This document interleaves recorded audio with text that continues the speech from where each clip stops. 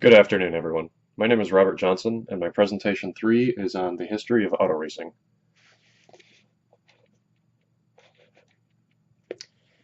The concept of automobile racing started from the invention of the gasoline engine.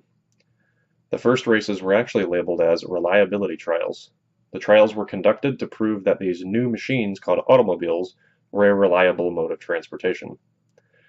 As time passed and automobiles became more widely used, these reliability trials were an important marketing mechanism for auto manufacturers. Eventually, the automakers advertised their products were able to compete faster on the trials than their competition without breaking down. J. Frank Derrida, who we will talk about in a moment, entered the first American auto race as a way of testing and advertising a car that he planned to design and sell the following year. Auto racing is just as much about advertisement as it is about the competition on the track.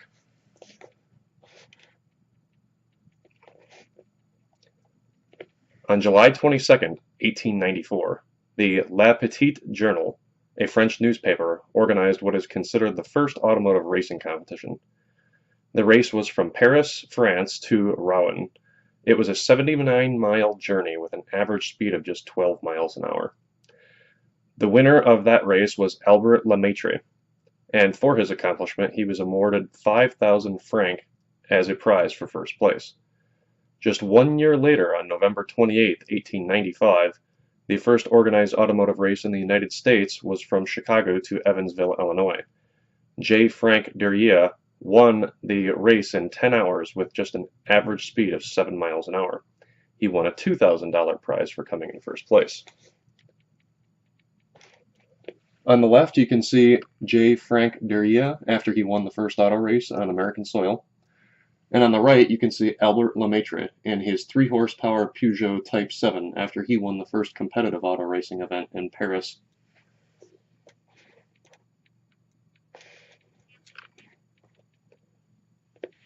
After the first auto races in US and Europe, they were followed up by many more races in the coming years. Racing had become a recognized sport after the owner of the New York Herald, James Gordon Bennett, offered a trophy that would be competed for every year by prospective automotive clubs. The clubs eventually turned into racing teams led by the prospective automotive manufacturers. Through the early 1900s, several more wealthy sponsors offered trophies all over Europe and the United States.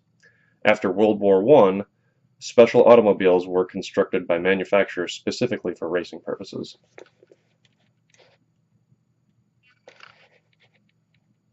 Since the late 1800s, auto racing all over the world has become a spectacle, an event for fans to attend that fuels their need for adrenaline. As automotive racing has grown over the years, so has the number of events. NASCAR, Indy 500, open wheel racing, drifting, drag racing, and even virtual racing leagues through Gran Turismo, the video game, have all spawned as a result of the reliability trials and our insatiable need for horsepower. Each event and type of racing has their own rules, regulations, and specialized set of modifications. And as technology advances, so do the vehicles driven in these competitions. Aerodynamics, suspension, brakes, tires, engine modifications, and the skill set of the driver have all grown since the conception of racing. In addition to newer, faster vehicles, the addition of a dedicated racetrack has given spectators a place to gather and celebrate racing all over the world. Some of us have grown up with oil in our blood and raced our cars since we were old enough to drive, but it's easy to forget the history of auto racing has taken over 120 years to get to where we are now. Here are my sources, and I will include a copy of my PowerPoint for you to follow along with. Thank you very much for your time.